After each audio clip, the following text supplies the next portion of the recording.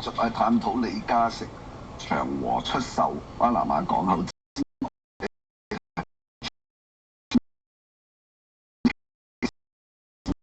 經濟智囊王咸平教授，係咧，亦都係咧活躍於中國北京、上海咧長達20幾年，有經濟國師之稱。佢最新對李嘉誠純粹胡說八道，呢個咧純粹係由商業考慮。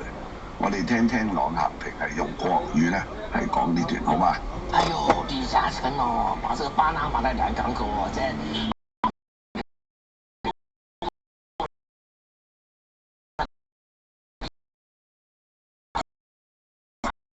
不是你們所講的，他受了什麼壓力？